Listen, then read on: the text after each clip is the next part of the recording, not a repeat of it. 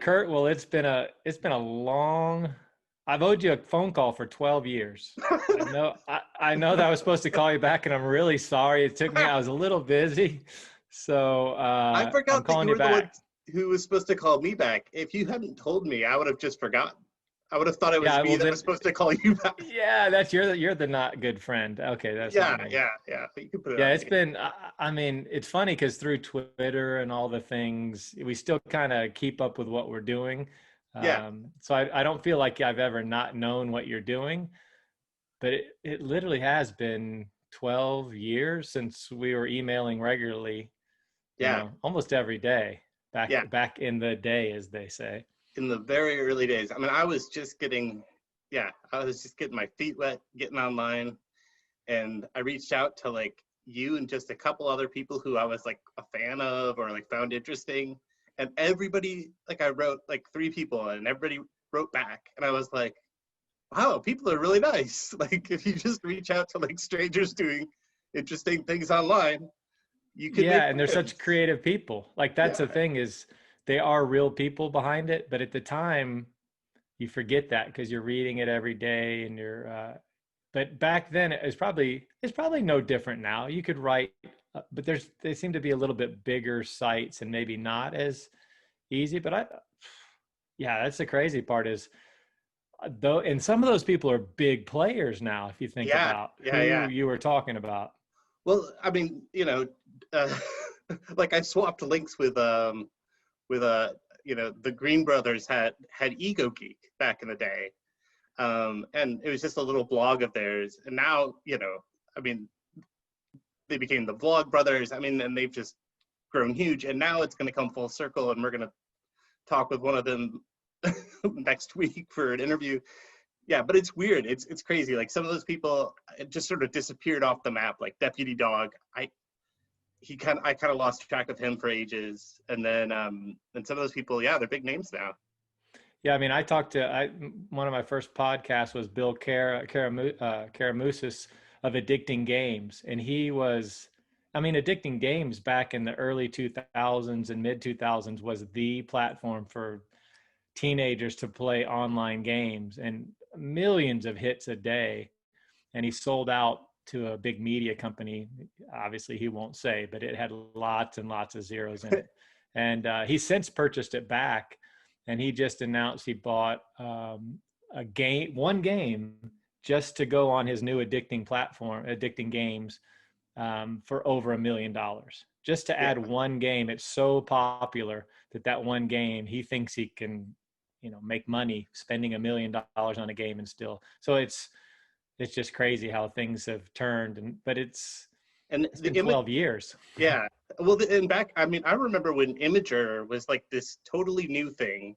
It was just like a website that somebody made for people to link images from Reddit, and Yeah. nobody thought it was ever going to be anything more than that. And I was talking to that guy when it was still just this like side project that kept crashing all the time, and now Yeah, it's like Alan it's like Schaff. the I image remember. platform. Yeah, Yeah, because we started a site that was similar. A guy I had met, and I was asking him ideas about it, and he was really nice. I interviewed him twice when I went over to the domain world. He doesn't really return my emails because I did email him again. I don't know what his valuation is, but I imagine it's not too bad over there at Imgur. He's hosting a lot of photos. I have to think it's pretty good. Yeah, he's Yeah, I mean, done just fine. yeah, Yeah, so that comes to you. You got a book out. I mean, that's what spurred me to get you on here. Is you've always been successful. I mean, that's the thing is, we'll go back and talk about it later. But when I first met you, you were the first person that sold to a big company, and it was it was a big deal. So now you're here writing a book, doing you never lost that area of expertise. You always like architecture and urban exploration and cool unfound things. And now, explain what you're doing with 99% invisible. Who found who? Did you reach out? How long had they been going before you got there? Because it's definitely your thing. Even if they were already doing it, you were meant to do that. I No know. doubt It about it. felt like I've I've joked before that, like, before I took the job, right, before I joined 99% Invisible, I used to say I would never work for anybody again because I really loved, working for myself, founding my own sites, selling some sites, as you mentioned, and I loved it. But at some point, I was in a bit of a rut with it, and I wasn't really interested in launching a new site. I was just kind of keeping things going, and I reached out to Roman Mars, the host and creator of the show, and I pitched him like a story idea. And he wrote back and was like, "Oh, I like your website." And I was like, "Wow, cool, all right, neat." And we just sort of started talking, and I ended up at a conference, like the nerdiest conference you've ever heard of, hosted by a group called the Infrastructure Observatory. It was like a conference about like infrastructure, like bridges and dams, like just I design bet the nerd nightlife on heaven. that was amazing. It was amazing. But the crazy thing is, it brought out like a lot of really interesting people, including Roman. And so I ended up meeting him in person. I asked him to lunch. We started talking. We both, in like our very first conversation, we both were like, "Gosh, I'd like to do a book. I don't have time to do a book. Like, he's hosting a podcast. I'm running Web Urbanist. Like, it just wasn't feasible for either of us at the time." But I was immediately like, "This is." I mean, I'm a big fan of your show. Like it just like it was the perfect dovetail to like what I was already working on, and it seemed like kind of a new adventure. So I pitched to him like the idea of like, well, what if we expanded your web presence? Like, what if I combine my web stuff with your podcast stuff, and we, make something out of that, right? Like, expand the show that you're working on to have a web presence. And that's where it started. And then once I joined, it just took off. Like, I just started doing little stories here and there, and like started taking on more and more projects. And then a couple years back, I was finally like, I think we're ready to do this book. Like, we've talked about a book. I think we could do a book that's like, I think the sort of working title was like The Key to the City. Sort of a play on that idea of like, handing out a key to a city, but also like a guide to the city. And the big driving thing was like, we wanted it to be not a guide to any one city, but like a guide to every city. So you could pick it up and you could be living in Rome, you could be living in Tokyo, and go through the book and find things that are like right next to you, like right outside your building, that you like find stories about inside of this book. And that was the driving force behind it, like an accessible guide to like everyday things in the city. Yeah, so you took kind of things that you're already doing, but tried to find something in all the major cities that they could, when they're there, they could open up the book and go do those, like a travel guide for cool stuff. Yeah. And it turns out, like, I mean, to me, it feels like a weirdly well-timed book. I mean, this has not been a really stellar year in the world on a lot of levels. And one of the things that occurred to me as things were starting to get bad was I was like, well, this is a book that, you literally could just walk around your own neighborhood. So, if you're not traveling, it's like a book that's still relevant because it taps into things that you see all around you. I got you. Yeah, I mean, that's from day one for you. That's always been your interest, is unusual things or design that are all around you. I mean, that's what I thought. Remember Doorknob? I mean, Doorknob was your big first financial success. And I mean, I'm in domains now, and the name itself was like, you didn't even spell doorknob right. That was like the wrong spelling of doorknob. And it looked cool as a graphic. And that's exactly what you said back then. DORNOB, and it looks cool when you make it into a logo. Yeah. And that's what you were so different than me, is you were like, I don't really care to spell wrong. Look how cool it looks. And then that's what that whole site was architecture that wasn't necessarily expensive. It was just different and unique. And Web Urbanist was really cool stuff. I mean, Chernobyl, people think about the lost city of Chernobyl. I'm like, Chernobyl, that's old. Go over to Web Urbanist. There's like 50 million abandoned things over there that you can go see. Yeah. So it was just, and again, I remember you didn't travel. I mean, you didn't have the money to travel back then to go see all those things. So you were just web traveling back Yeah, then. a lot of the stories were just sort of web traveling, or whenever I would travel, I would just like find a half dozen things along the way, like make the most out of everything I could find. But yeah, no, it Yeah. was the whole And you're idea doing that was, now too. I mean, how did like a 99% invisible, where do you find all this stuff? I mean, I know readers write in because I did see you say that, like you'll take a story. Some of the best writers never admit that, but they just get great oh, emails I and love stuff it. and leads. And that's a It's great like way to that's like my start. favorite thing is when people like, so I by by choice, I am the guy who checks the inbox for story ideas. And a lot of people don't want that job, right? Like they don't want the sort of flood of ideas, but there are gems in there. And when we do get a story idea from somebody, I make sure to credit them in the piece too. And it may be 1 out of 50 or 1 out of 100 that's even worth pursuing, but that 1 out of 50 or 1 out of 100, I mean, I just found this local story, and I won't tell the whole story, but I found this story of a local county seal, and it has twists and turns and characters and all this stuff. And this guy just wrote in, and I don't think he even thought we'd take it seriously. But as I dug into it, I was like, this is, I think, more interesting than even the submitter realized when he sent it to me. And so now I'm trying to decide, like, do I make an article? Do I pursue it as an episode? So I love fan submitted ideas. Like, often our best stuff. Yeah, Um, you'd never find it on your own. There's no way you'd find some of that stuff. Totally. And some of it's Yeah. regional too. Like I've had people write in from Japan about things that you only find in Japan. And so, without going there, I would never have encountered this this table that they use to like heat their living rooms, and they put blankets up around it. It's called a kotatsu table. And it's this super awesome like regional design that unless you were spending time in a home in Japan, you just never run into it. Yeah, I mean, there's I forgot what the one I was reading today about. It was like a simple one. Was it blue stop signs? Was that you? I was trying to think Yeah, what the, yeah. yeah, on blue stop signs in Hawaii. And I'm thinking, I think I've seen that blue stop sign before and wondering, is that legal? Is that not legal? And I was reading your article and it said it's not even a real stop sign. It's something that somebody put up sometime that they just did because they could. And Yeah, then and that was and the in only fact, reason. and in fact they do it to avoid making something illegal. If they made it red and they got caught, that would be illegal. So they do it to like skirt the law, which says like only official stop signs can be this color and shape.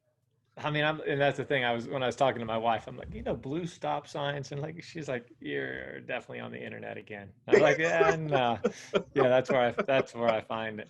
Now, when you Yeah. get like back in, so the story everybody wants to hear, like when we're talking about Wall Street Fighter and all that stuff about, Oh, such a classic. what, yeah, it was.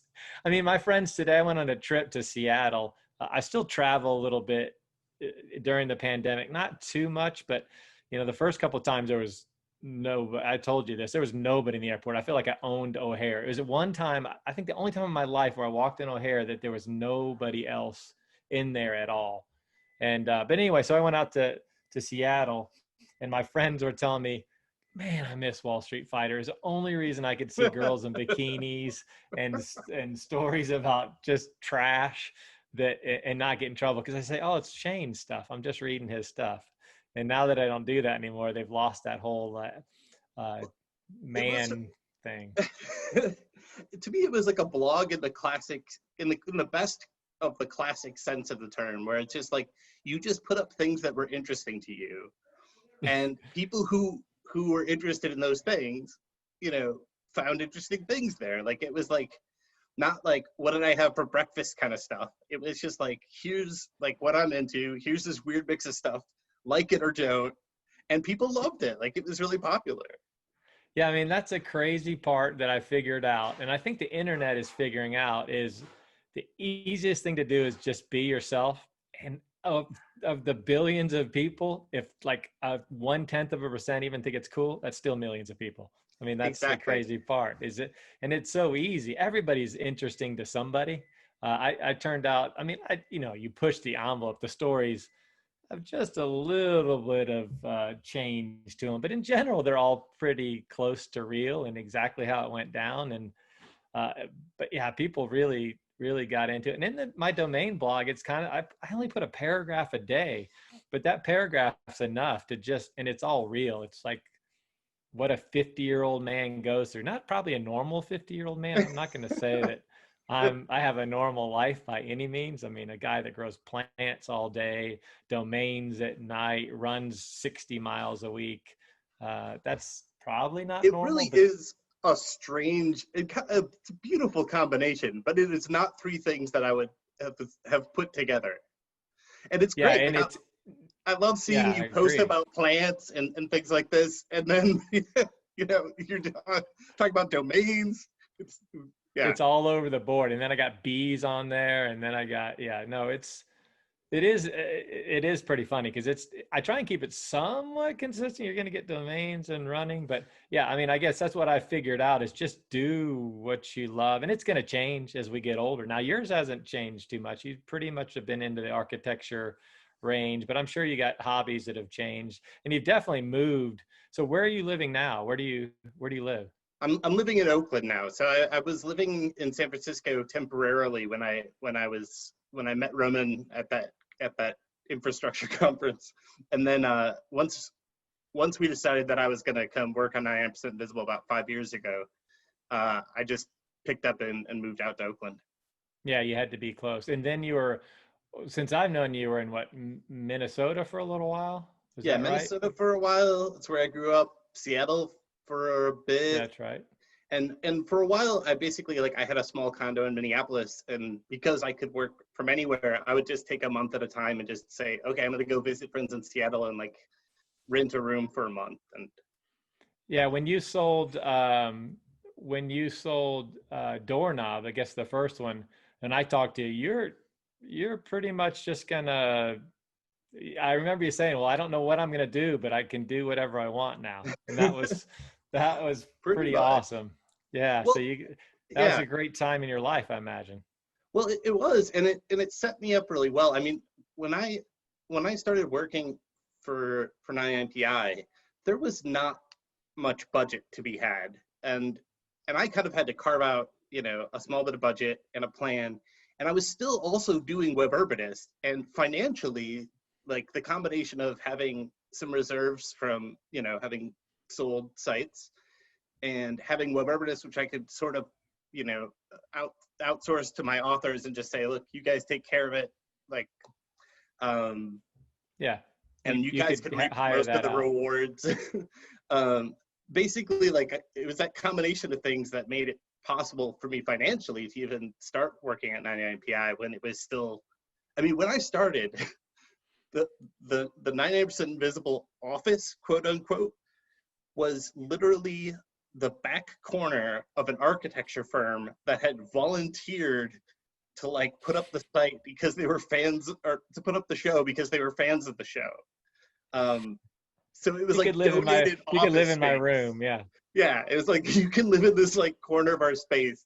And then we kind of outgrew that. We started to, get bigger and all of these things. But yeah, I mean, when I moved out to Oakland, there wasn't even a desk for me for the first month because there wasn't enough room in this little architecture firm for me to have a desk. Uh, Oh man. yeah, And now you have a real place? Is it moved up that big? I mean, yeah, that you don't have to have too much space. I mean, you have to have some recording studio, obviously. yeah. No, I mean, so when I joined, there were 4 people, and now there are 12. So it's gotten a Wow. lot bigger. And then, yeah, with shortly after I joined, we ended up renting real office space and then like building a real studio. I mean, when we were in the architecture firm, our studio was a closet. It was literally the one enclosed space in the entire. It was like an open floor plan, but they had this Yeah. closet, and so they let us adapt it into a recording studio. I mean, it was beautifully low tech. But that's the beauty of podcasting, right? It's like you really can do it from anywhere. Yeah, and people are now. I mean, I mean, I look at my setup, but like everybody's got a light ring and everybody's got some kind of microphone, and I mean, you have to because now Zoom and that's how everybody meets. But I mean, that was a podcast in the early days of podcasting. I mean, Yeah, yeah, yeah. 7 and 8 years ago is still infancy compared to today. I know that you got the Rogans and the early people in there that are decades into it now, or yeah, I think more than 10 years. But yeah, really only the last 3 and 4 and 5 have the media companies realized that they've got to have some entity and how big that entity can be when it comes to fan base.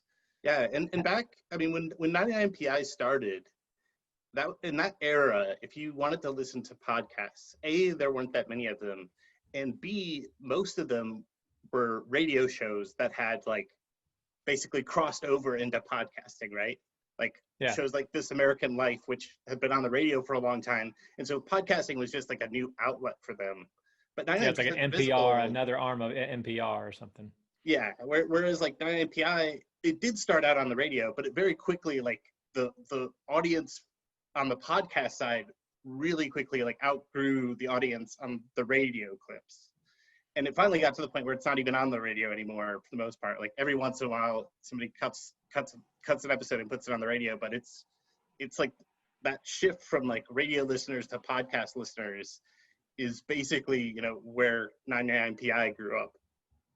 And do you see yourself like in the future moving to a visual form too, like a TV show type? I mean, because you know, obviously it's gotten huge, but the budget changes dramatically once you move over to that. I mean, it's one of those things when Roman answers this question, he basically says no.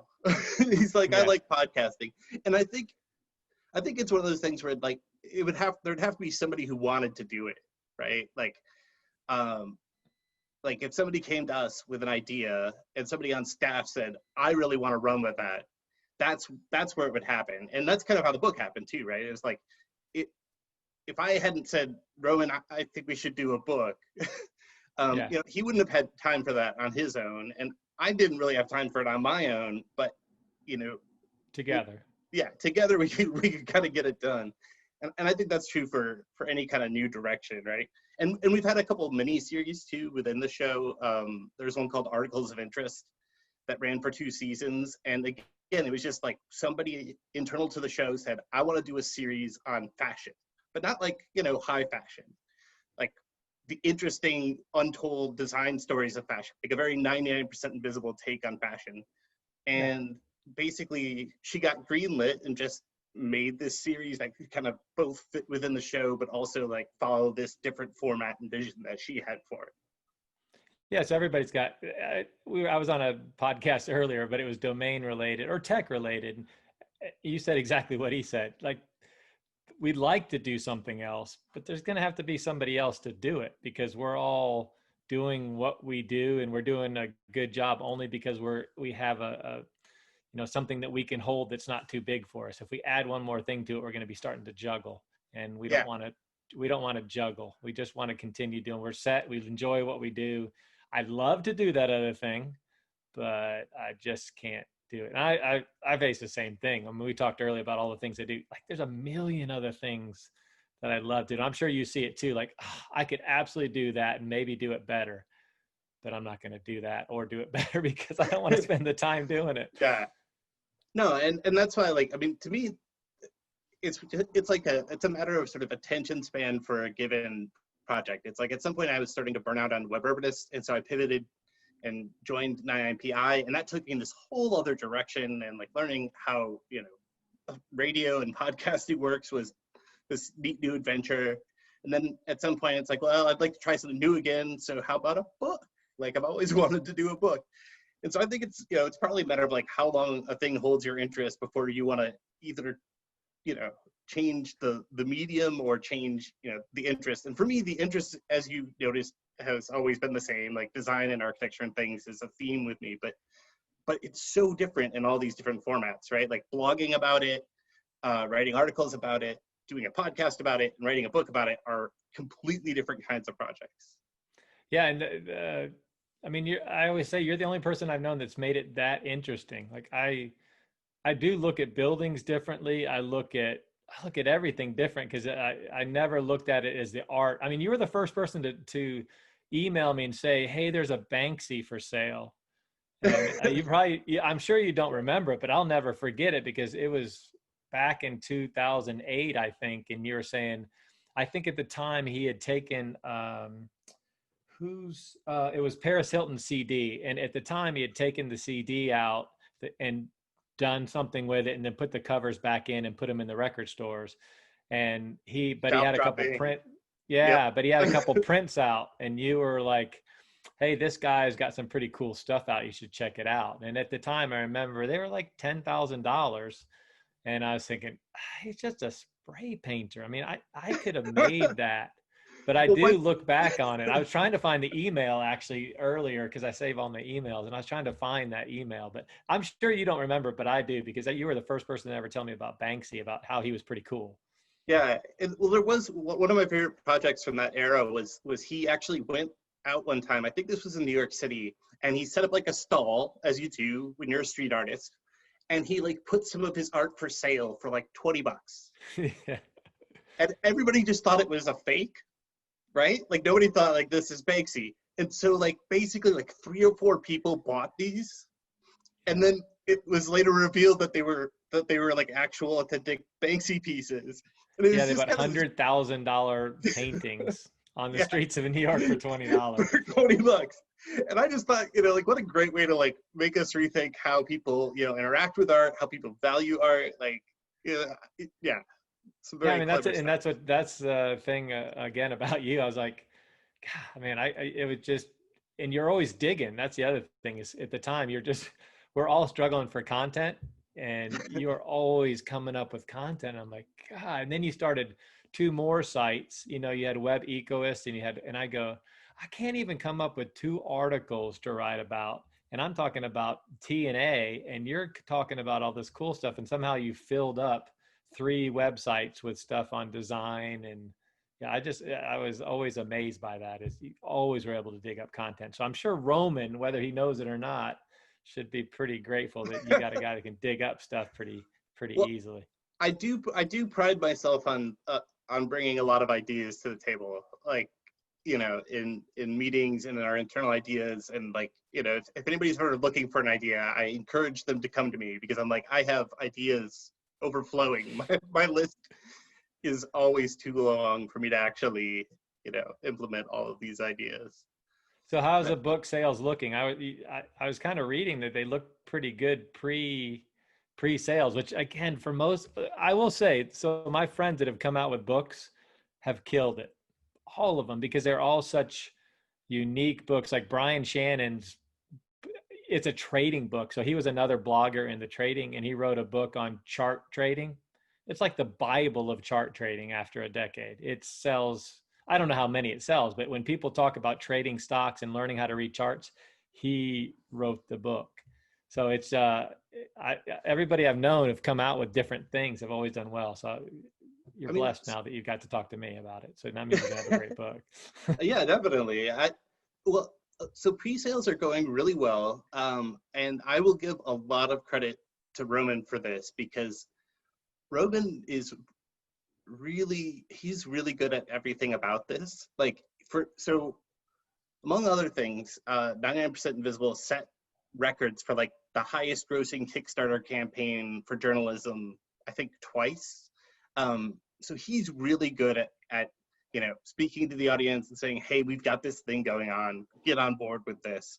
And he means it. He's very genuine about it. He's just sort of this naturally charismatic, good salesman who's passionate about these things. So his ability to get people on board with like pre-ordering has been really phenomenal. And it's this virtuous cycle because once you get a lot of pre-orders, big stores start to take notice and then they order more copies. And so then when it debuts, you're in all these stores that you might not otherwise make it into. And then you're in front of this whole other set of potential readers that aren't listeners to the show. And it just, it spirals upward from there. And so we're doing well on pre-orders, but the biggest advantage of that is not just the raw numbers, but also the fact that that's going to put us in front of a lot of people who will hopefully find the book interesting, even if they've never heard of the show. Yeah, and So this wasn't, how did you fund the book? Was it I didn't hear that. Was that a Kickstarter for this particular book, or how was this one funded? How do you explain the process for people that don't know how if they want to write a book, how do they do it? Sure. Yeah. I mean, this was another advantage to having this kind of pretty popular podcast already in motion was essentially there was an auction.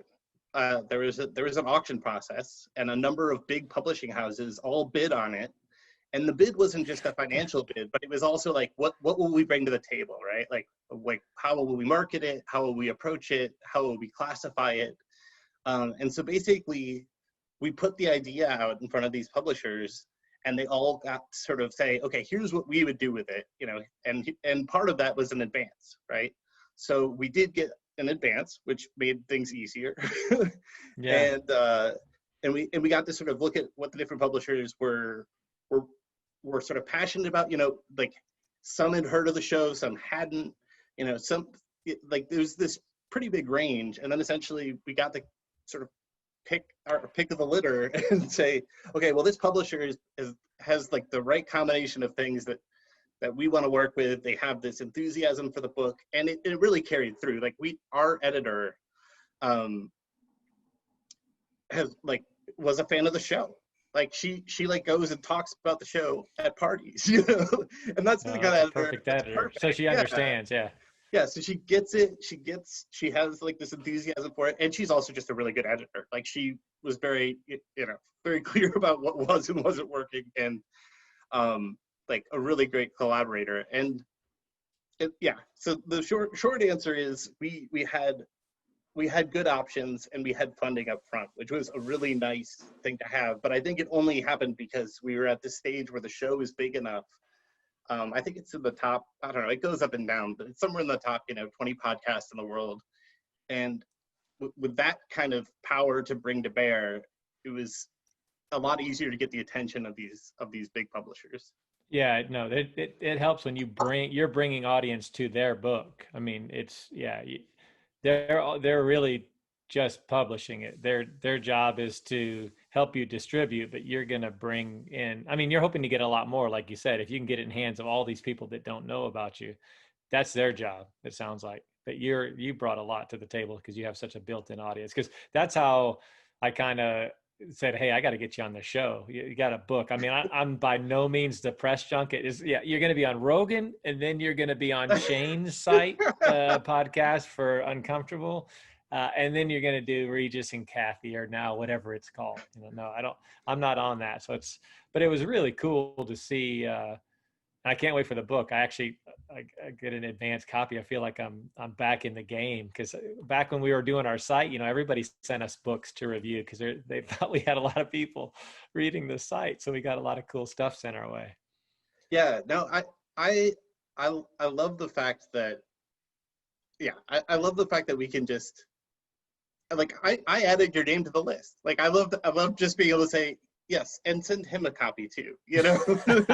Like I was like, some combination of yeah, there's a legitimate reason for it. I'm gonna be on this show, and some part of it is just like, he's a friend of mine, like send him a copy.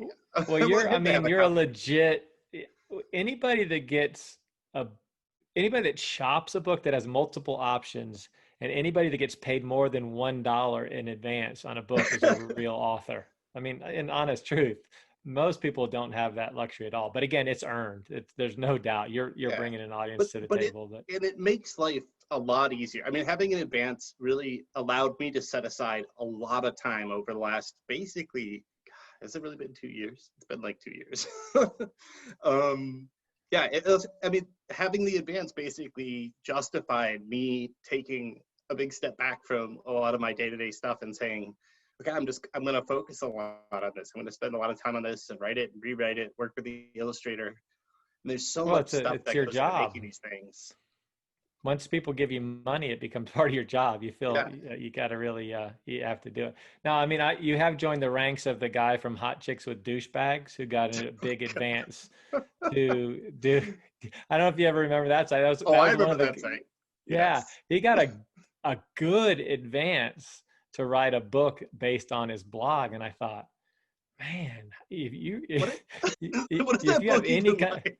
it was exactly the same. It was just pictures with bigger art, bigger descriptions underneath it of what the guy is thinking, or you know how Oh you my always like God. had that picture, and I would just, but then they made an MTV show about it, about the same concept where they had the good looking or the big hunk with the great looking girls, and but they couldn't have come to an agreement, and so they did it on their own without paying him, and then he sued him and won. So I Oh thought, wow, they stole guy the gets, idea. they stole the idea that Oh he pitched wow. to him. Yeah, so I can't remember what it was called because it's been a decade. But I was thinking the guy got a book deal. The guy won a lawsuit and he would have gotten a TV deal. Man, if he can do it, then it just shows the beauty of the internet of what we can accomplish. This yours is a little bit more legit though. It's I, a little bit more legit of a book. I mean, it might be a little more substantive. It's like 75,000 plus words. It's big. And is it is there going to be a second book? I mean, has it already gotten to that point where you think I could do this again? I have a complete split personality about it. Like some part of me is like, why would I ever subject myself to this again? And some part of me is like, oh, I've got so many ideas for the next one. Yeah, I um, mean, yeah, I can see it's so labor intensive, especially if you have an edit. I don't even know what an editor is. I have to, my editor is Grammarly. That's like the only, that's the extent of my editor. And that was based on people telling me either you get Grammarly or I quit reading because it's so poor. no, I mean, we had multiple editors, we had a fact checker, and I mean, the best thing an editor can do for you is take the wider view, right? It's so easy to get wrapped up in the minutia of what you're working on. And like as an example, and like Roman and I were also editing each other. And at one point, I had this section that had just blown out, and I loved it. Like it was great. And at one point, Roman's like, okay, so there's like 8 stories in this section. I think we need to just lose the last 3. And I was like, what? That's the meat. I'm like, but it just gets better and better. And he's like, yeah, but we're getting a little off track here. And the more I thought about it, the more I was like, yeah, that's not really what the book is about. Yeah. Yeah, Exciting, but for book 2. yeah. Or, it's like, at least for me, and I knew this was going to be the problem from the start. For me, it was never going to be a question of, can we reach 75,000 words? It was, how are we going to not exceed 75,000 words? Yeah. Because I could go on forever about these things. It's just the Yeah, nature no, of I it. mean, I mean, again, consistently from day one, you could see how much you loved it and how much, again, but you put life into it. So, like I said, when I see you with 99% invisible, I look at it and I can't believe that's not yours. I know Roman started it and came in there, but it was, it's something that you've always done. On Web Urbanist, did you ever sell that? How does that work now? Because I mean, I still see it going, and I still see you mention, but you never end up selling that entity to anybody No, else. I. It was interesting. So like, I sold Web Ecoist first, and then I sold Doorknob, because frankly, I mean, one, I got a really good offer, and 2, it was just becoming too much work. And then I always held on, like they offered at the time, and this was like a decade ago, they offered to buy Web Urbanist 2. And I said, I'll be honest with you. You can you can roll that into the offer, but I'm going to demand like 3 times what it's worth. Yeah, Because like, this is my flagship. Without this, I kind of have nothing to work on, like this is like my site more than the others. And yeah, and so I took the pass on the selling it then. And then just for fun, a couple of years ago, I shopped it around a little bit too, and I got an offer for it. And it was probably a fair offer. Um, but I looked at it and I said, I would rather just keep it than take the money. And so I sunset it. Like I gave some notice to, like, a lot of notice, like a number of months notice to everybody who's working on it. And I said, this is going to wind down at the end of the year. it was just kind of, it was starting to get to the point where it was almost losing money. And it was like, you know, if you added my time in, it was losing money. Yeah. But I didn't want to just sort of sell it for scraps and like see it get turned into something else. And so I guess nostalgia, pride, whatever you want to call it, I just said, I'm just going to sunset it. I'm going to turn it into an archive, and I'm just going to leave it online and, you know, let the articles sit there and not sell it to some company. I mean, because, you know, Well, when you now sell it's a site, profitable. well, it actually, ironically, It yeah, has to so be, it because if makes, it makes $10 and you don't have right, anything going on, it's a profitable. exactly. So I minimized how many ads there are on there, but there are still ads on there. So yeah, it makes like a little bit of money each month, and that's fine, you It know. keeps your Starbucks coffee or whatever coffee you drink full, the Yeah, gift card. You just transfer yeah. the money. And as And I'm sure you know from selling sites, it's like as soon as you sell a site, it changes, right? They're going to do something else with it, and not necessarily something mine, you love. the stock market crashed when they bought, remember, they, Right. they bought mine, Wall Street Fighter, and then Wall Street crashed to a halt. And Wall Street Fighter, so they had to change the name to Made Man. So now it's called Made Man. And Break Media just got bought out and just plummeted. You know, it went bankrupt. And you know, Break at the time was a big company. They got Yeah, they funding, were a got big bought deal. out from Lionsgate Films, had a bunch of money in it, and then all of a sudden another company bought into that whole thing, and they were killing it. And then and they bought Addicting Games and all that, those things. Anyway, long story short, they plummeted, but it was pretty bad time when they bought my site. It was, and I don't know what your deal was, but mine was a upfront payment, and then I got paid for a year, I think maybe even 2 years afterwards, to help the writers Yeah, transition over. I'm supposed to teach them how to write like me, which I don't know how that works. How do I you teach found someone that to be challenging yourself? too.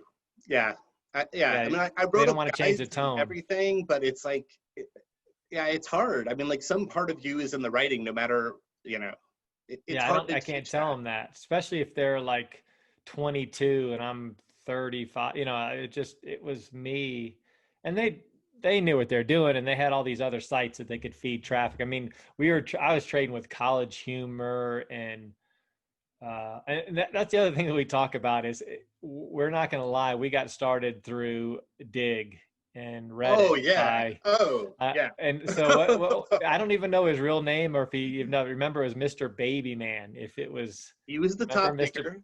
For a time, Yeah, I was the third top digger. I will have you know. Uh, the third People top digger. listening to this are gonna not even know what that means. That's fine. Explain Um, what you did and how it built up, because it was the key to pretty much so many sites you read today, like um, the Mental Floss yeah, and the Art of Manliness. All those sites were built on what you're about to say that happened. right. So for a time, I mean, the easiest comparison is Reddit. Like, not even everybody knows what Reddit is, right? But it's like you submit stories, they get voted up, and because they get voted up, they hit the front page, and because they hit the front page, they get traffic. But with Dig, it was an all or nothing proposition. You either hit the front page or you languished in obscurity. So you could get, you know, 80 votes on Dig and have 50 visitors, or get 90 votes, hit the front page, and have like 1 million visitors in a day. And because of that, it was like you either, you know, is make or break, right? For a time, it got to the point where people were literally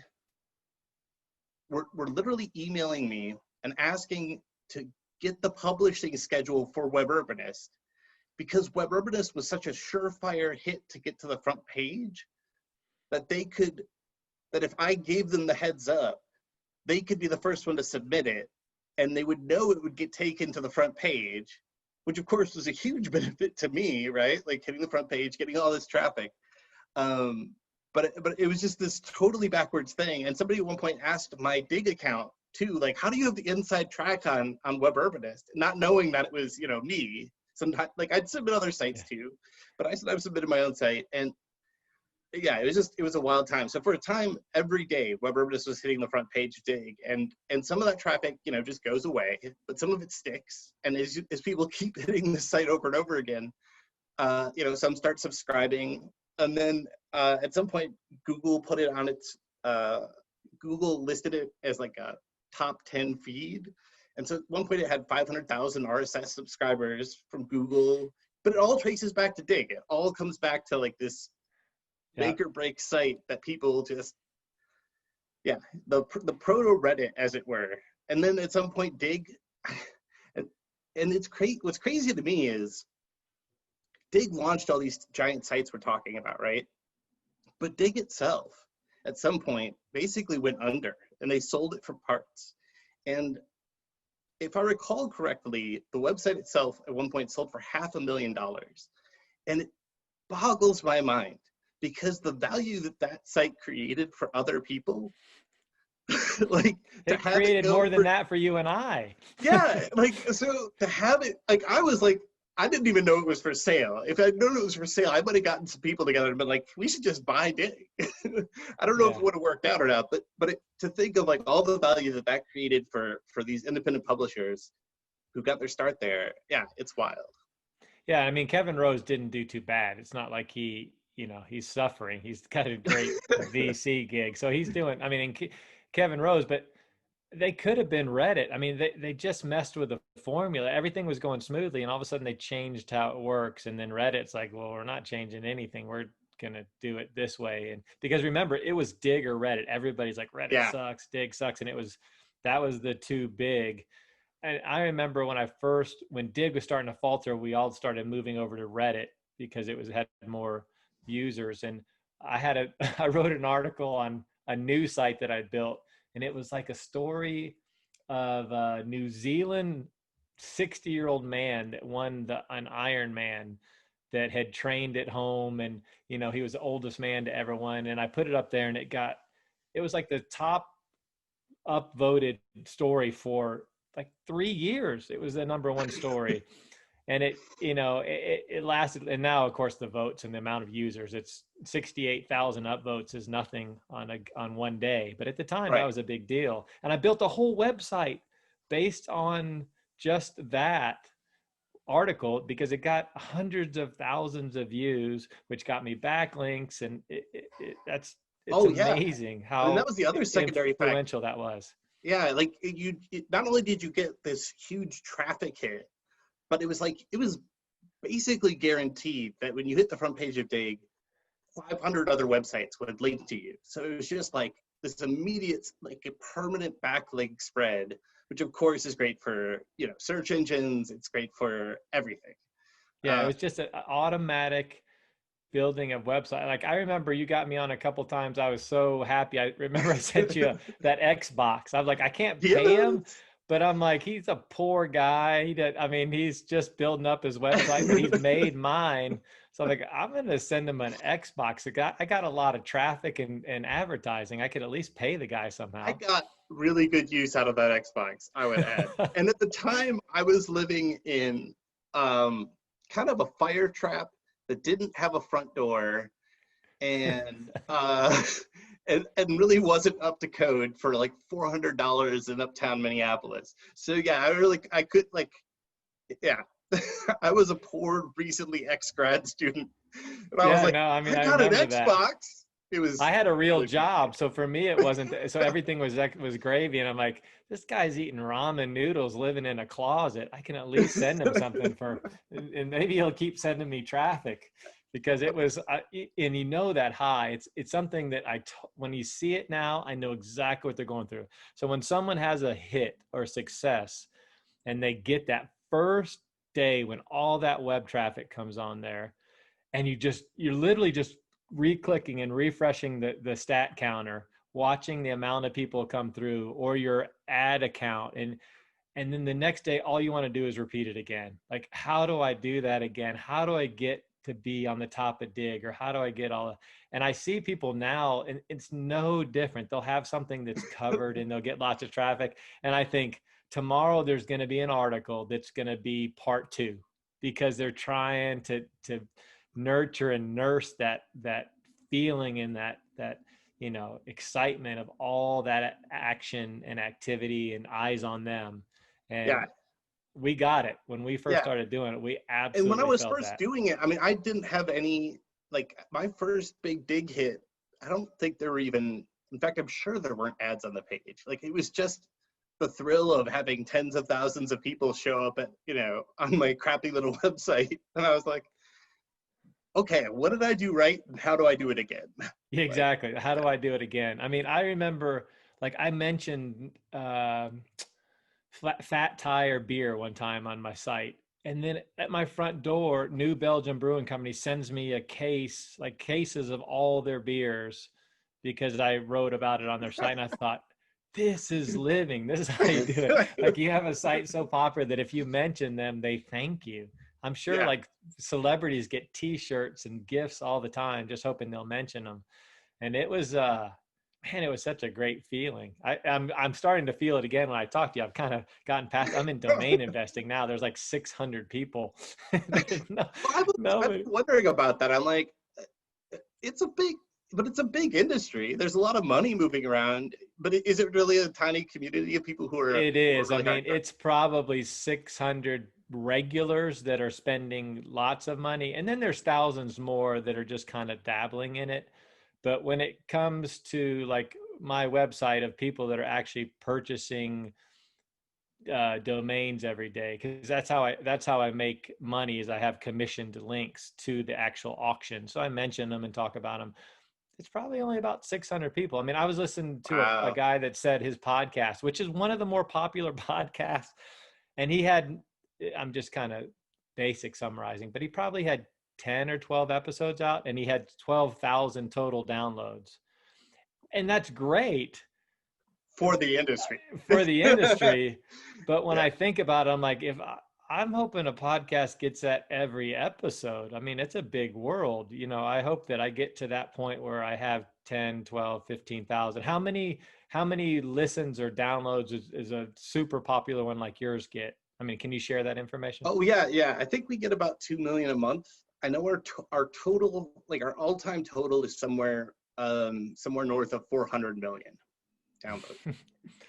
But right now you're about 2 million a month. Yeah. Yeah, Yeah. it's something like that. Yeah, yeah, So 12,000 is not a huge goal for me, is what you're saying. yeah. 12,000 of it. But in a lot of ways, I mean, I'm always drawing these parallels between podcasting and blogging because, of course, I've spent time in both worlds. But in a lot of ways, it's like, it depends upon what your strategy is, right? It depends upon what you want out of it. And, uh, if you're using programmatic advertising, obviously, you can't make a ton of money off of a small podcast. But if you have like a dedicated audience, and I mean, it just all depends on how you choose to monetize, what options you have. And some of that has to do with scale, some of it has to do with focus. I mean, there's small podcasts that make a lot of money, is what I'm saying. And Yeah, large podcasts especially that if, don't. yeah, no, I being in the industry or watching, you can see that even if, I mean, I make a living in domaining. As I said, there's 600 regular spenders, but there are industry companies that are willing to pay for those 600 big spenders, because those spenders spend millions and millions of dollars a year. So, I've proven that even though it's small, you're not going to make a great living, but I'm capturing the people that they want to see. And so when I got Yeah, in, though, that's how I had to make a living, because everybody else was saying at the time, well, I want to see what you can do and who comes to your site. And I could never produce big numbers. I would just say, why don't you give me some form of commission, so that if they buy yeah. something from your site, and it got to the point where they reverted back and said, no, how about I just give you a monthly fee, because the The commissions are commissions are adding getting up a to lot of be, control. yeah. I mean, I remember NameJet is a auction house, and I said, GoDaddy, they have a commission platform that's pretty good, lets me earn my keep. And they're like, we'll try it out. After 1 month, it was 10 times what they were paying me. So they're like, We'll we'll go up back your to the. monthly, but we're gonna go off of the That commission is, based thing. So I mean, but that's really powerful. I mean, that really means the advertising's working, right? I mean, that's a very robust thing to be able to say to other absolutely. advertisers. Yeah, I mean you don't often get a chance to do that. Say, well, don't pay me a monthly. Just give me a way to prove that my viewers spend money or my listeners spend money. That's kind of hard to do in a lot of cases. But podcasting is especially tough because there's so many people doing it. To build to the scale you're at's obviously a whole different world. But you're exactly right as far as the niche. If you can come up with something and stay pretty consistent and industry oriented, that's why mine's going to have to be scale, or I don't know. I'm just going to do it Or because I enjoy it. demographics. I mean, sometimes the other way that it can work is that if your demographic is, you know, is narrow enough, or whatever it is, right? Like if it's higher income people or people of a certain Yeah. age group, it's just like being able to narrow down and figure out like, okay, well, who's listening to this thing? That changes the equation for how you can go about monetizing the thing too. Yeah, And no, and that I agree with that. I obviously the super important is either interesting topics or interesting people. yeah, I mean, yeah, that's what you got to fill it with interesting things. And mine's going to hopefully be people. I mean, people that they wouldn't ordinarily think or even know about, but there's so many cool, like all the buildings you find and all the architecture you find. There's so many cool people out there that have a good yeah. story, and that's why I was talking about the uncomfortable. I mean, that's kind of the theme of this thing, and I've always said it to people. The only way that any of us have done really cool things is to try new things Oh yeah. and be poor. Like, there's no way you would have done the things you've done if you had responsibilities. I mean, you couldn't have done it. You were No, at a no. And perfect place in life to do all that. I mean, I don't know. I don't know if I'm sure I told you this at the time, but it was so long ago. You've probably forgotten. But I had this thought at the time when I graduated from architecture school. I said, okay, well, I don't think I actually want to be an architect. Which, given the fact that I just Graduated got an from architecture architecture school. education, might be a problem. I mean, that could be a problem. Uh, but I love like researching and writing. Like that was always what I was good at. Like design class, so. But I was like a teaching assistant. I got asked to be a teaching assistant for like a theory class. Like I was always like my best grades, everything. It was always related to writing. And so when I launched Web Urbanist, I told myself, I was like, look, you can put off getting a job for 3 months. And if in 3 months you can't like pay rent, and rent was cheap back then. Like I was living in a house full of people. Like I didn't have like a lot of financial obligations, so it wasn't a very high bar. Yeah. But I was like, if I can pay off rent within 3 months, then I could make a go of this. And It's a of course short that lit a window. fire under me, right? Like I was like, well, okay, now I really have to do it. And so I just spent all my time and all my energy making it work, because I honestly, I was motivated by fear of having to take a job I didn't want, and then getting stuck in a cycle of doing things I didn't want to be doing. And so, yeah, I completely agree though. It helps. Sometimes you need the, the discomfort, Well, and you three need to push months is a yourself out of the tight comfort zone. window. I mean, 3 months, that's to gain traction. That's Well, crazy that you're actually able to do it. And yeah. were you advertising based? Is that how your first like income came through Web Urbanist? Well, so I used a combination of strategies because I really, really wanted to make to make this hurdle. And so I did like a very small amount of consulting. I launched and flipped some very tiny websites. We're talking about that, for a couple $100 a piece. Were you Um, using SitePoint? Like that's the one thing we were yeah, doing is flipping it on SitePoint yeah, because it was really easy to flip websites back then. yeah. So I'd build them up just a little, just enough so they'd be, of interest to a buyer, and then put them up for auction and just sell them for whatever I could. And then I was even doing some paid writing for other websites, but it was, I mean, it did not pay well. But between all of this, while I was doing that, I was building up the traffic on Web Urbanist. And then I was really uncomfortable actually about adding ads to it at all. Like I was worried that as soon as I added ads, people would just go away. It'd be like, oh, it's another site with ads. And so I kind of put that off as long as I could. And then when I finally did drop ads on it, it was already at like 1 million visitors a month. And so it was immediately enough to make a modest at least living. Yeah. I mean, I remember So we were blogging, and we're kind of small blogs. Now I got a little bigger because of you and Dig and all that. So I was starting to hit 1 million a month too. But then we were trying to figure out, how do we get advertising together? And that's when the first group started forming. And we all got together and sold one ad that was show on all the sites. And that was relatively new back then, where you'd package yourself together and go. So we went to Forbes and said, what if I give you 3 million visits a month, what would you pay us to fill this ad site? So, and it worked. They came in and bought ads that showed it everybody. Now, they didn't know that most of my traffic was made with how to get laid, or I can't remember, how to get laid in 1970 article, but it, they didn't really ask where the traffic came from. They didn't know that I switched it with, flip traffic with College Humor. Because how's the thing? I could send traffic. I'll send College Humor 100,000 visits through a little icon of a girl wearing too small of clothes. And for every 100,000, they'd send me back 50,000. So I could automatically get 50,000 free visits for doing nothing but putting a little icon of College Humor with a pretty girl.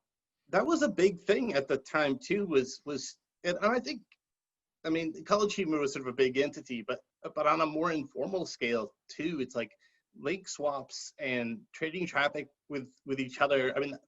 That was like a big part of, I don't know, it felt very much like a community. And at some point that dynamic changed a little bit. And yeah, where did that disappear? That was everywhere. Every site traded traffic. And do they do it now behind the scenes? I don't even know. I just don't see that anymore. I think some of it migrated to those trading platforms, like those platforms that automatically, that act as middlemen. Like basically. Outbrain? Is Outbrain something similar to that? Yeah. And at one point I had an idea.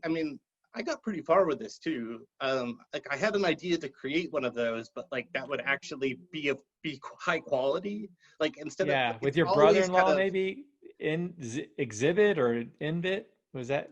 Oh well, I had a few. So Romlet was a thing. That's right. And that one was this kind of neat. That was sort of like my blog log. It was like this. It was like you'll show up on each other's icons. It was like an automatic link swapping platform. But I had this idea to go bigger with it and do something a lot like what you see on news sites today, which is, you get to the end and then there's related content from other sites. But the quality is often really low. It's like, 7 tips to lose your belly fat. That stuff's been around forever. This actress, you'll never believe how she looks now. Right. Yeah. I had this probably naive vision, which is probably why nobody's actually done it, because it wouldn't have worked. I bought a domain, OpSwap, and the idea was op, like original poster, swap. And the idea was that it would work like that, but it would be for high quality websites. It'd be for legit stories. Yeah, legit stories, things that were really relevant to your readership. So you might manually, select which sites you wanted to trade with. It would have taken a lot of money and a lot of time to build out the functionality of that and to make it robust. That's the thing I learned from Romlet, is that trying to have something that's hosted on a bunch of other people's websites, if that thing goes down, you're crashing other people's websites, and you can't do that. Yeah. So it never kind of got off the ground. I would have needed, venture capital or something to make it work. But anyway, yeah. Yeah, that was how it worked back then, though. That's just the trading of traffic. And again, we act like this was ancient time, but I guess it was 12 years ago. It's over a decade. But it is funny that just, if they do trade traffic, it's not in the open like it used to be. There's not. Even just things like blog rolls, having just a list of sites on the sidebar of your friends or of sites that are related. I just saw those slowly disappear from everybody's sites. Oh God, I forgot about blog rolls.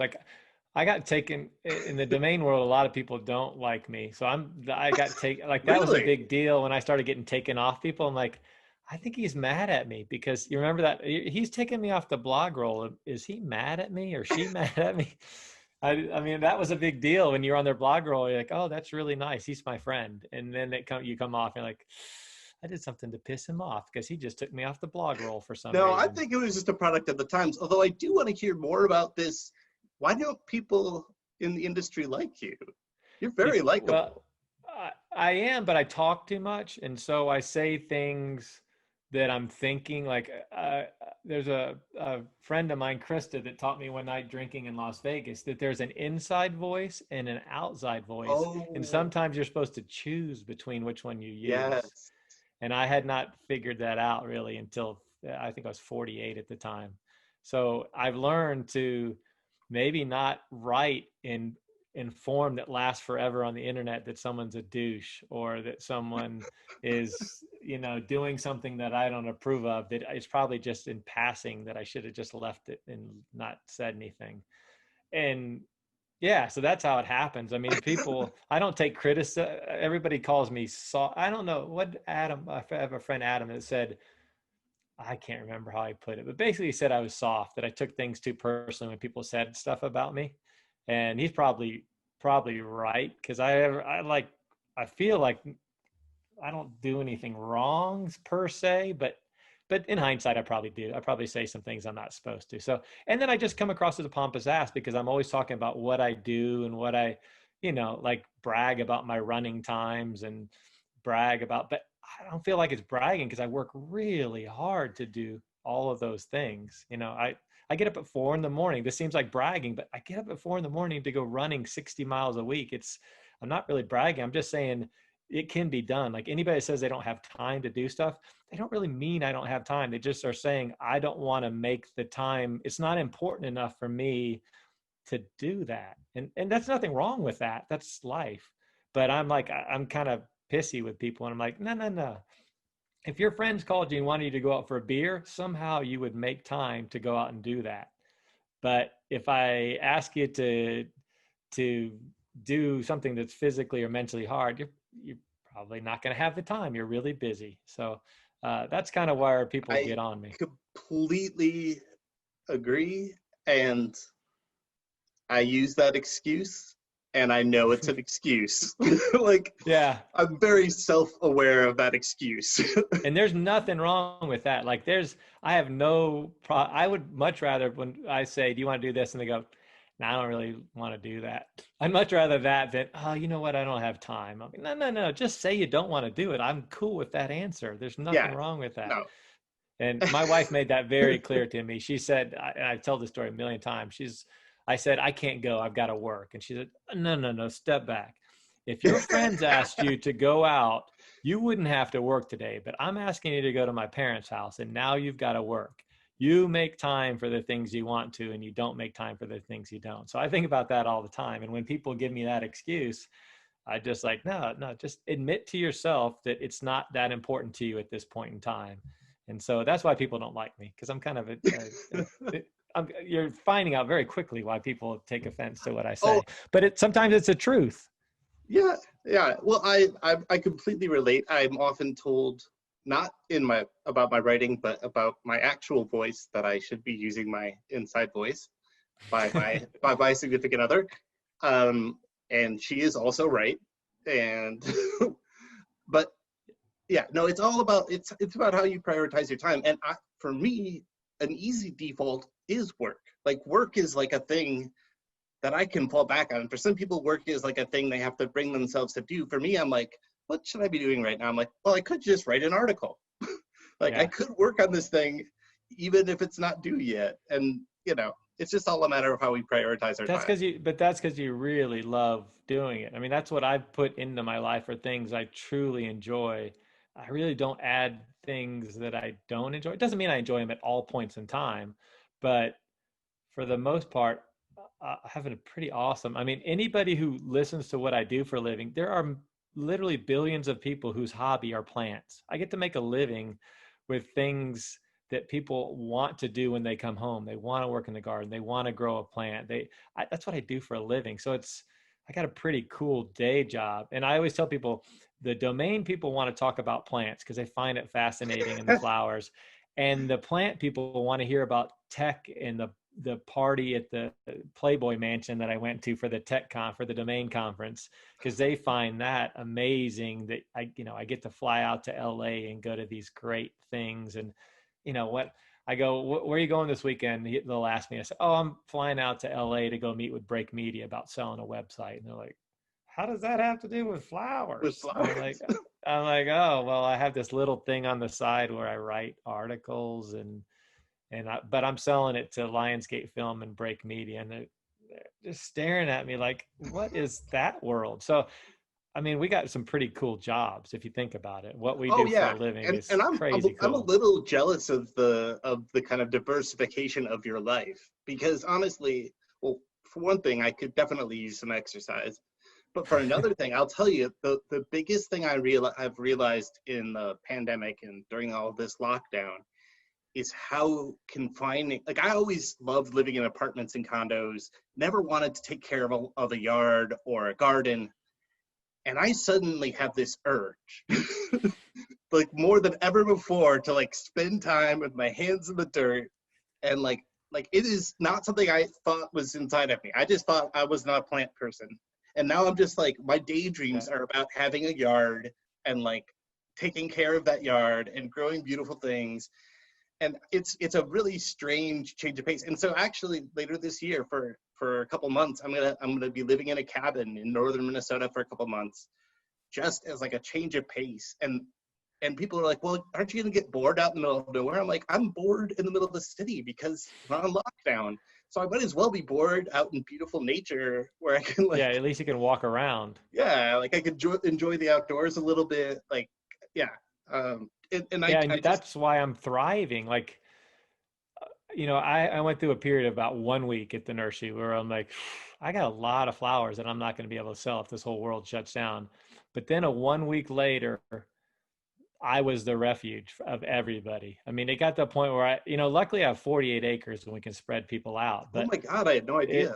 yeah, that one location's 48 and the other one's 60. So It's huge. it's a big, but they just started coming out and coming out and coming out. And I got to the point where I pretended like we were online only because the crowds were getting so big. And I really, in March, we didn't know where we were in beginning of April. So I was like, we're closed, but anybody's here, you can still shop. I wasn't closed. I legally could be open. We were agriculture, but I could tell that everybody was feeling exactly what you were feeling. And it progressed as the season. We got busier and busier.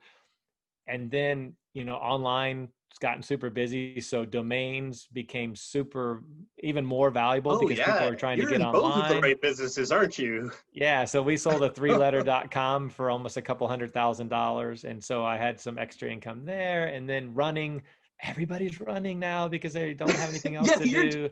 wait, you basically had the lockdown lifestyle I was pre-lockdown. You born for nailed this. this. I go to bed at 8:30 anyway, so I don't do anything but go to work. I mean, my life has not changed. I'm not kidding. Other than about 3 or 4 trips I normally take a year, my life hasn't changed an hour. It's exactly the same with a mask on because what I do is what COVID is staying outside, working in your safe space, making your safe prettier, concentrating on your personal life, your health, all the things that people have kind of been forced to do. That's what I was already doing. So I'm thriving. I hate to see anybody die. I hate to see people suffer. But my goodness, this is really good for me personally, as far as Well, what's going on in the lifestyle that it's been changed to. yeah. It sounds like you are you were more ready for this than I think It came most of to us me. were. Yeah. I mean, it Yeah. really did. And then when it came to online, building online, everybody's scrambling like, what do I do online? I'm like, well, I already work with a bunch of guys that's all we do is build websites. And so like my business partner, Travis, just revamped the nursery website to make it really user friendly. I mean, long story short, we're just sitting in a good place. And that's no different for you. I guarantee you have a lot more listeners just because people are sitting at Oh, home and um, you think so traveling too, taking that so out too. I know. here's an interesting a side effect for a lot of podcasts. Um, a lot of people listen to podcasts on their daily commute. A I forget very, about that. very large number of people. So you might think that podcast listening would go up during a lockdown, No, but now that you mentioned that, if you take it out of the car, you take that commute away, yeah, it's a yeah. huge difference. I mean, there are people who run and listen, or bike and listen. I mean, there are people who just put it on while they're, cooking, whatever. I mean, there's all kinds of ways and times and places people can listen to podcasts. But that commute was a big part of it. So with people Especially in not commuting, California. yeah. So with people not commuting, it hasn't tanked, but it has definitely, like, the impact has been noticeable across podcasts that I've talked to. Yeah, that makes complete sense now that you mention it. I mean, because I don't live very far, but I would absolutely, that's what I do, put on a podcast. Of course, I only live like 3 miles, so I get to hear the Well, introduction. and you're commuting to a place, like a lot of people just aren't commuting right now because they're, they have office jobs and those are closed. And Yeah, but some of that's going to be permanent. So they'll have to, if they're going to want to listen to their favorite shows, they're going to have to figure out. But they do have an extra, I mean, again, if you're not commuting, you still have the time that you were commuting if you wanted to, but you're probably doing something, not just sitting there listening to a pod. You want to keep active. yeah, I mean, I never just sit and listen. Like, I'm always Yeah. doing something. Often it's like I'm cleaning, or, it's not, like, it can be any number of activities, but it's like, it's this weird place because, if I'm working, I can't listen to a podcast because that's, my Yeah, brain you can't can't split that split. way. But, but yeah, with people not riding in on buses and trains and driving in cars, it definitely affects the equation. And some of that will be permanent, and some of it, I mean, I think there is still a lot of unknowns. And I think, yeah, I don't, I mean, I've stopped You know what making you do is predictions you about throw the a book in future. their hand. You Well, throw a book in well, their hand. yeah. I mean, I do think it'll be interesting to see, but I do think that this is, I mean, I look at the books that are coming out right now, and I can only take so much of, there's a lot of reality going on right now. Yeah. And I can only take so much of that. So personally, I've been reading more. Um, and for me, that's been a healthy way to kind of get away from the news cycle and everything that's going on in the world. And I mean, I spend time on that too, and I care a lot about a lot of things that are happening, and I consider myself fairly political. But at the same time, everybody needs to take breaks. And yeah, I hope that this book, I mean, this book has some serious subjects too. It's not just fluff, but I hope it can be a bit of a distraction, a bit of a break from reality. And Well, I think it's it's a different book. I mean, that's a thing. It's people are looking for something different, and there's only so many books about Trump that people can right, read, and there's only so many. I mean, like When the Crawdads Sing was a super popular fiction book because it was just a good old fashioned mystery.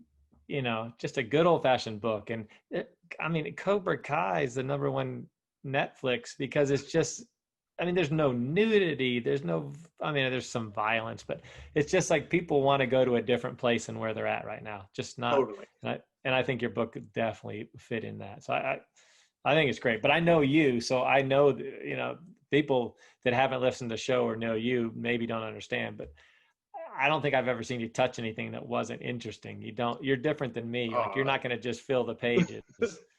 To you, it may be, but I know you long enough that even your shitty stuff is still pretty interesting stuff. Even like the simple blue stop sign. That was a pretty small article, but it's yeah, pretty interesting. And of course, a blue stop sign gets your attention. But that's what when we talked earlier, that's what you do best, is you know how to grab them quickly. Like on doorknob, you'd say, my design and layout is an important part of what I'm doing. And I was like, yeah, he's architecture layout guy. But it's true. Like, when you went to that yeah. website, you had thought long and hard, just like you are on this book, of what is going to be entertaining or what's interesting.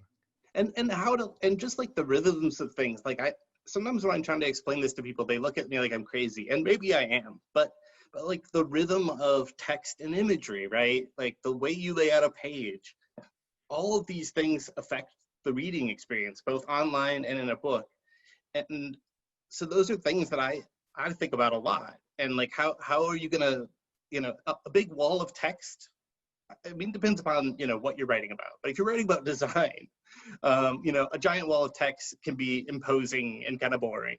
So like on Doorknob, like that was my biggest thing, was like, we start with an image that sets the scene. Then we just go back and forth, this nice like rhythm of not too much text, not too much image. And yeah, so one of the things that we spent a lot of time on with the book was the layout, right? Like the design of the book itself. We had a designer, we had an illustrator, the editor weighed into, there's like a design team over at HMH.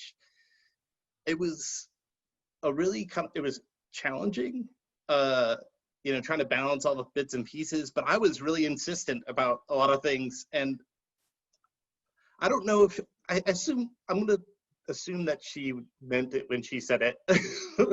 But like the editor at one point was like, you really think about all these things, don't you? I'm like, I really do. And I'm not sure if I was annoying her at the time with too much information, or if she just, respected the fact that I really do think about every little bit and piece that goes into these things. But I don't know. I'm excited for it. But again, it's for somebody that's concerned about structure and visuals. I mean, that's what you're doing. I mean, I know your book's going to look good. Like, even if I haven't even read it, I know that the book's going to look good. When I turn the page, it's going to be laid out in a cool way, or just catch your eye, just like your websites were before. And I'm not just feeding it to you. I mean, that's just what I knew you for. Like, there were times where I'm like, I got a new site, I'm going to show it to Kurt. No, I'm not going to show it to Kurt, because he's going to look and he's going to tear it apart. So I'm not going to show it to him. But when I was first doing things, I was always like, man, I'm going to copy his style, or going to do it. And if you talk to people now that lay out stuff, they lay it out just like you do. They want an image to get, everything is still done the same way when you were first doing it. They use the image to grab your attention. There's a certain amount of text. That's commonplace now. But when you were doing it, you were one of the first people that this is super important. And now it's that's how you do it. Well, I remember, when I first started, I didn't have a budget for design. And so, I would spend hours looking at, cheap WordPress templates that you could buy at like on websites or get for free. And that's why, when it came time to like build Doorknob, I was like, well, I have some money now. Like, I have a budget for design, and I have a vision based on like all the things that I'm not finding in all these sort of available templates that you can go out and get. And so, and it's in my condo back in Minneapolis, but I still have the very first sketch I did of it. Like, I did a sketch on an airplane, and basically the sketch is what the site ended up looking like. Like, I just was like, I know I want this. I know I want this. I know I want, these images on the sidebar. I know I want this column where it shows like links to the topics that this article is about. So people who want to know more can click, furniture and chairs and see more. And like, yeah, but it was all a response to what wasn't there at the time, right? Like what WordPress templates weren't designed for. And they weren't, in my opinion, they weren't designed really well for design publications. Yeah, no, it was great. And you were rewarded for all that. So yeah, but at the same time, you've shown that you don't have to have a good design for every kind of website. I have proven, like, so my newsletter at the nursery, it has an open rate of over 80%. And so I was telling my friend that, and he was like, that's crazy high for a newsletter. And we're talking not small numbers. We're talking 8,000 readers. Wow. And so he's like, I got to get this thing. And so I put him on the email list, and I sent it to him, and he got it. And he just shook his head and said, that was unbelievable. I go, what do you mean? He goes, that was the worst formatting and grammar I've ever seen. But it was amazing because it was so personal and so you and so nursery that I can't wait for the next one. I mean, he really meant it. Like, it's just you. I just tell a story. Like, I show pictures of plants. It's terribly formatted.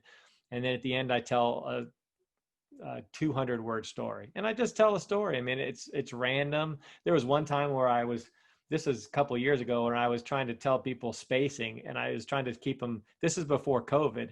6 feet. I'm exactly 6 feet. So I took myself laying down 6 feet. Like when you come into the parking lot, don't get right on the parking blocks, because the parking blocks are a little close and you'll bump nose in the car. So I'm like, keep half a Shane. So I'd lay down in the parking lot and take a picture. And then I would just lay down and take myself all in these random things. And that was my article that day of keep one Shane away. 2 years later, I had people write, hey, I tell all my COVID friends, take one Shane away. Yeah. So it really resonates. And I just tell stupid stories and funny pictures. So I kind of do a tone family version of Wall Street Fighter on every newsletter. And I get out of 6,000, 7,000, I'll get 50 responses of every email, people saying they loved it. And you just don't get that on who emails back a newsletter saying you like the newsletter. That is insane. Yeah, that's incredible. And it's awful looking. It is horrible. We had a young lady come in and say, I'm going to fix that. And she fixed it. And my article was, and the people wrote me, it's fine, but I kind of liked the way it was, just because it was so personal and not graphics and spinning things and flowers. And, she made it really pretty. It was beautiful, but it didn't have the personality. And that's where we come full circle, is you and I have been successful because we put a lot of personality into our stuff, and it's worked. Yeah, I think so. And then also, I mean, I think it goes to show you too that, it really depends upon what you're doing, right? Depends upon what you're talking about. And it's like, as why are they there? Like if I'm talking about design, my site has to be well designed. It's like exactly the same with the book. It's like, if you have a book about design, it has to be well designed. But if it's not about design, if it's about literally anything else, there's a lot more latitude. I've been given, and that's why I say I've had a lot of people that say, hey, there's a thing called Grammarly that you can put on your, and when you type out, and it'll literally just tell you what to fix. It takes no time at all, Shane. And so I'm like, and I actually started using it. So, I mean, I'm pretty good with there, and there, but there's some its that I don't put commas in and things like, but it's not the focus. I mean, I'm more focused on the story and the entertainment value. And I also find that the brain skips through a lot of errors. Like, only the OCD people get hung up on something that's really poorly written.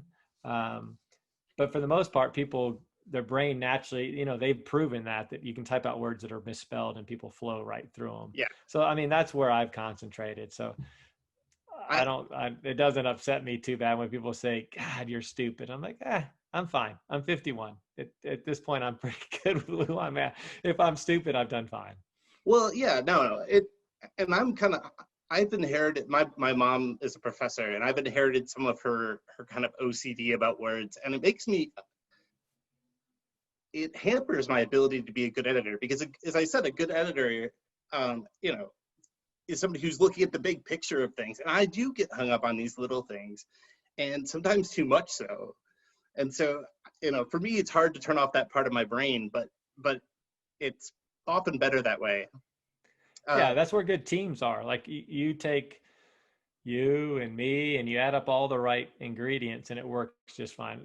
I mean, the person I work with, Travis, all the coding stuff and all the things that I would look past on a website, he fixes it all. And he's constantly on me like mother hen, as far as, you got to do this. Like, we record all our data. So when I put in, I forget what day it is. Sometimes I work so much. I don't have I don't have the Cosby Show on Thursday night to remind me it's Thursday night anymore. Things like that. There's just not that kind of structure.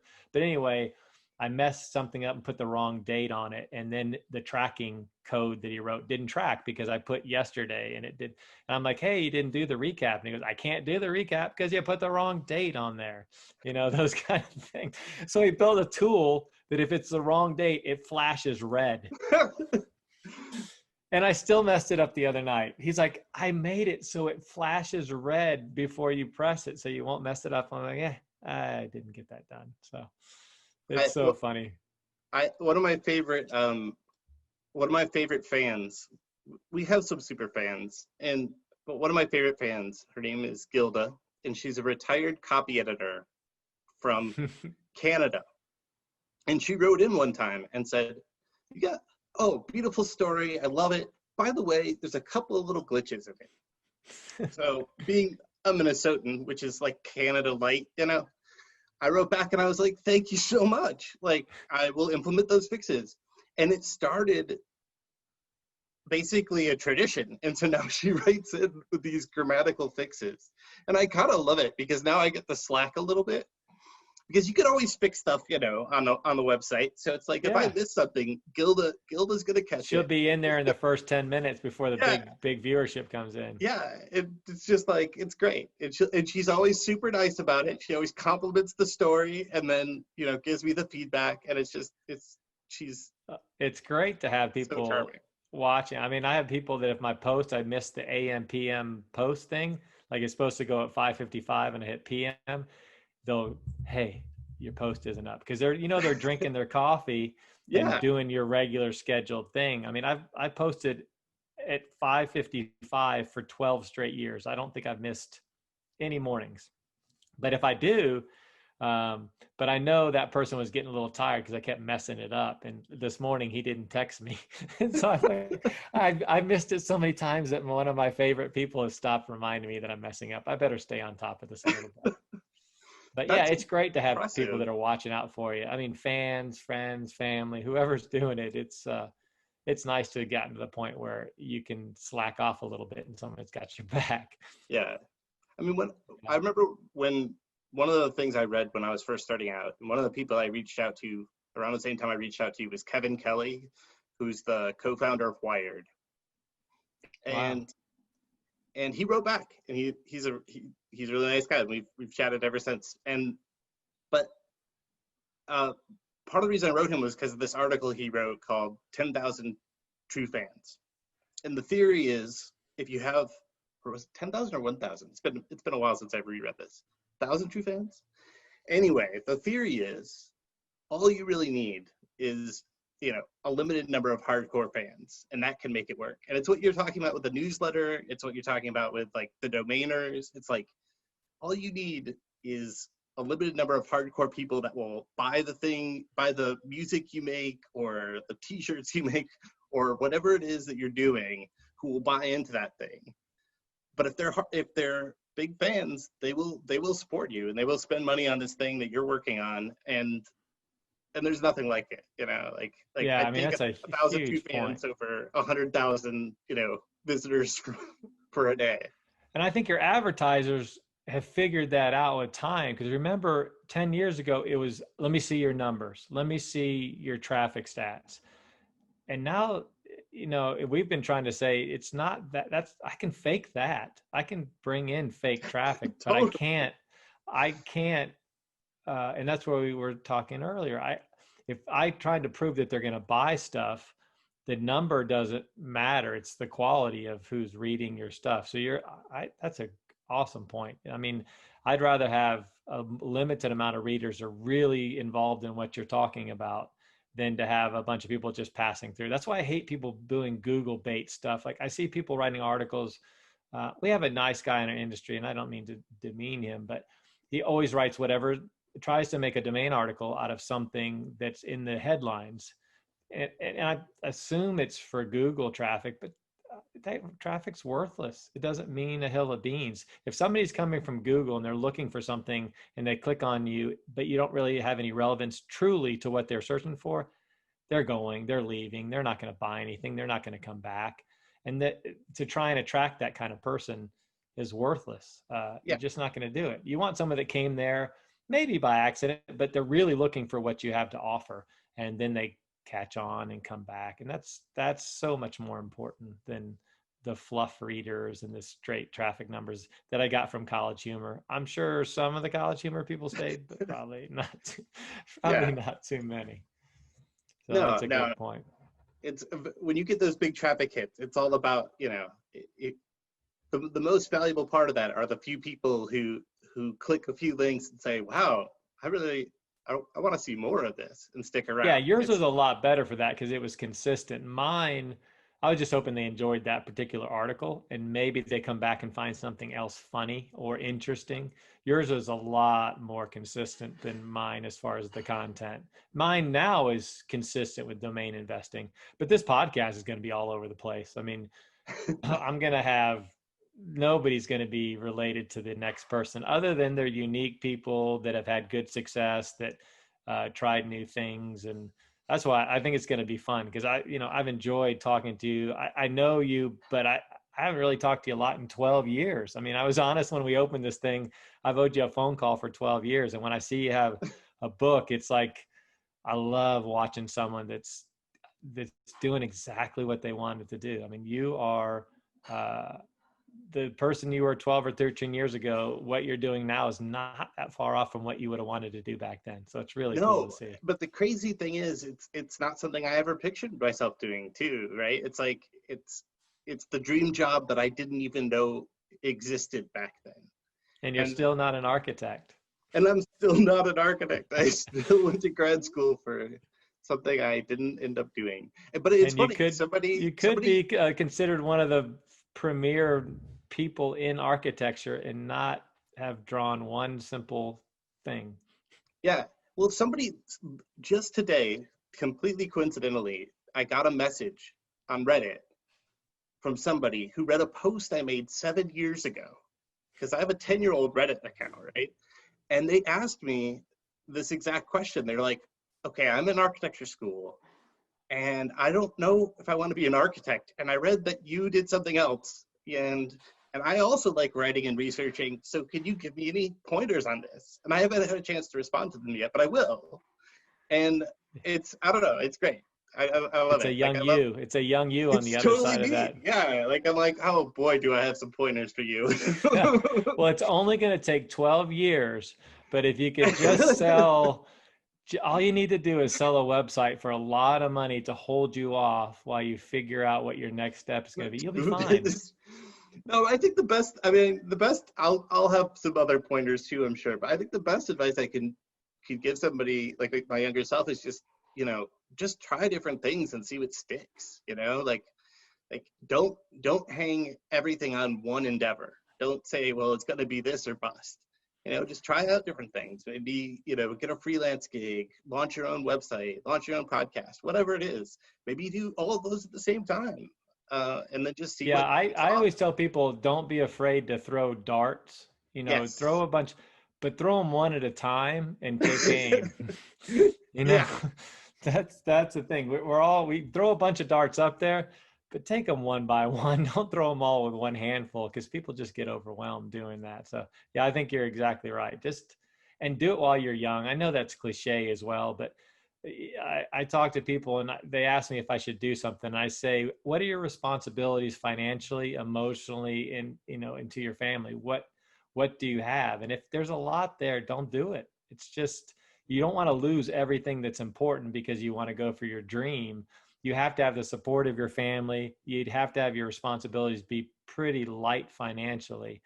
Otherwise, it's just I tell them to do it on the side. Like figure out Yeah. how to work nights and mornings, like lose some sleep and do it because it's really hard. You couldn't have done what you're doing if you had a kid and a wife that, at home. It just wouldn't, you could have done it. That's not to say you couldn't have, but it would But it have would have made a been lot harder. more, your decisions would have been different Yeah. in a Well, lot of one of the cases. biggest, I mean, in hindsight, probably one of the most important decisions I made, I was choosing where to go to grad school. I was living in Seattle and I was down to two choices: the University of Washington, Seattle, which is a very good school, or UPenn, which is an Ivy League school.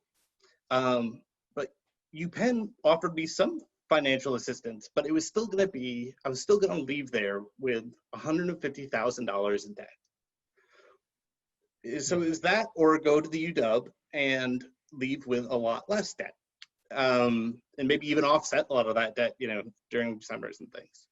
And, the UPenn direction would have taken me probably to some New York architecture firm or whatever. And but it also would have boxed me in, right? Like at that point, I would have had this huge debt hanging over my head, and I wouldn't have had this option to say I'm going to try something completely crazy and different Yeah. because of that debt hanging over my head. So in hindsight, I think that was one of the best and most useful decisions I ever made, was to say, I'm not going to take on this huge amount of debt that's going to weigh me down. I want to have more options when I leave school, even if the education isn't quite as prestigious or whatever. Yeah. We And told our daughter that, and not just because we were paying for it, but think about how is that education that you're being offered worth $150,000 more than what you're getting, especially in undergraduate school. I mean, undergrad, there are definitely different qualities of education, but I don't know if there's $200,000 different of education. Graduate school is a little different than PhD. Obviously, it's much different because you're starting to get into these super professors and associates. But undergrad, no. And you could take that money, let's say somebody has the money for school, even if you already have it, to take that money and invest it in yourself, whether it be your first home and take that debt off, or your first business. So yeah, I think that's becoming a more common decision, what you did, just because it's such a burden. Like you said, you're in the hole, and you're not a doctor. It's not like you're coming out of medical school and now you're going to make right. There's no $250,000 a year. guaranteed, yeah, there's no guaranteed Ferrari at the end of this course. And No. one of my uncles actually did something I always had a lot of respect for, which was basically, he told his kids, he's like, I'm going to offer you this much financial assistance, and you can put it towards college, or you can start your own business. Basically, Yeah. like figure out how you want to invest in yourself, and this is kind of what I can do to help you. Which I think is a great option for like parents to offer their kids, and say, you know, Yeah. maybe the best thing is you want to get a 2-year degree and then start this kind of business, or maybe you don't want to get a degree at all and you want to start this kind of business, but just not that kind of like all or nothing approach of, well, you should get this 4-year education and follow this track. Yeah. And I A lot think of that's forks in life. changing. I think that is changing more. Um, because all we used to do is you go to, anybody of wealth, you're pretty much forced to do let's go to high school, then you go to 4-year college, and then depending on what you do, you'll get your graduate degree. If you're going into business, you got to get your MBA because you got to get a Yeah. better job. I mean, I see guys going back and getting their MBA at Harvard. They're like 45-year-old successful people going back for that Harvard degree they give. It's like 35 grand for a month during the summer, and you leave with a master's from Harvard. And I'm thinking, you're getting suckered in there. Why do you need, what did you learn at that course at 45 that you probably don't already know? They came out saying, I learned so much, but I don't know. To me, that seems, in a month for $35,000 just to have a degree when you're already pretty successful, it doesn't make any sense to me. Yeah, I mean, you have to have some idea of what the thing is for. And I mean, my mom always told me, yes, mother's advice, was, always have multiple ideas in mind. And that's what I went to architecture school knowing I might not become an architect, but knowing that also I wanted a design education. And so I thought, maybe I'll be an industrial designer, maybe I'll be a theatrical designer or a set designer. But I knew going in, there are many roads you can take from here. And if you set that path, if you set yourself on a path and you say, well, 10 years from now I want to be X, who knows if that job's even going to exist in 10 years? You got to be Yeah. somewhat flexible and have multiple ideas in mind. I've No matter never what seen course you a choose. road that straight. There's no Yeah, such thing as a road that straight. And if it is, that's a hell of a boring life anyway. Uh, yeah, yeah, that's what our parents, did, is you worked every day, and you paid off the house, and that's how my family did it. And my wife's family, it was a straight road, and you lived in the same house for 25 years, and you paid off. And there's nothing wrong with that lifestyle, but it's not always that simple. It's not always that it's just simple. not for everybody, right? I mean, that's the Yeah. thing. Yeah, no doubt about it. Well, I wish you great luck on the book. I can't wait to get a copy of it. I promise I won't wait another 12 years to give you a Yeah, please call. don't. Um, but no, I love what you're doing here, And I love it partly because now you have an excuse to, hang out and talk. It's Yeah, great. no, I can reach out to more people and have you back. And now, I can't wait to hear about the success of the book and what it's doing and how things. I mean, I think you're prepared to write a book, but this will be a first time for you to be a successful book and what the results and what it means to you. So that'll be pretty cool from that standpoint. Yeah, here's hoping for the best. I'm scared. I'm a little scared for the reviews because there's going to be negative ones, and just trying to brace myself. That's my wife's great about that. She says the more criticism you get, just as a result of the success you've had, because people love to chop down your pedestal because it brings them down closer to Yeah. you. And so every time somebody criticizes me, I think, I'm starting to get popular. Yeah. People are starting to hate me. Yeah, That's no, a it's really always, good sign. yeah, it's a function of the numbers, right? If there You got it. if 1 million people read this and 100,000 don't like it, that's probably okay. There's going to be a couple percentage of people that aren't going to like it. And so if those numbers get big, that means your readers got big. And Yeah. especially when you're not doing anything controversial. I mean, that's a thing, is like, if you're splitting up and you're an analyst that is one side versus another, yeah, you're going to get blasted. But on an architecture book, I don't think I can't see anybody just blasting it, I hope comparatively. not. I'll be interested to see. I mean, that urbanists can be very opinionated, so I'll be interested to see if any of them disagree with some of the takeaways. But no, I hope mostly people take away a sense of joy and wonder. Like that's I mean, that's what I get out of it, right? Like, that's when I'm researching these things, I'm like, wow, that exists. Like, Yeah. The only people you're going to make upset are the people that already knew it exists and really love the thought that nobody else knew. That's how it is in all my discovery books. Like when I go to a travel place and there's some hidden gems or something, and then all of a sudden people start going to that where they weren't right. before. People are like, that used to be ours. That was our little local secret. You put it in a big book, and now I've got 20 people there every day in my little area. I think that'd be the only downside if you discover those kind of things. Yeah, I don't think we're gonna have that problem with the manhole covers. I think everybody I think there are enough manhole covers to go around. Yeah, I think you'll be fine with manhole covers. As interesting a manhole story as it was. Yeah, that'll be great. All right, Kurt. Well, I appreciate you taking the time, and we'll have to Yeah, do you it too. again.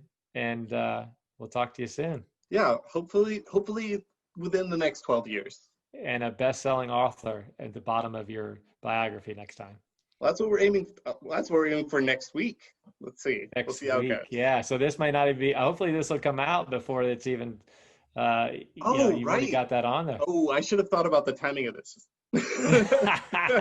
well, I mean, well, now last we'll week we see. hit the New York Times bestseller list last week. That's It was that's really right. amazing. You got to age it.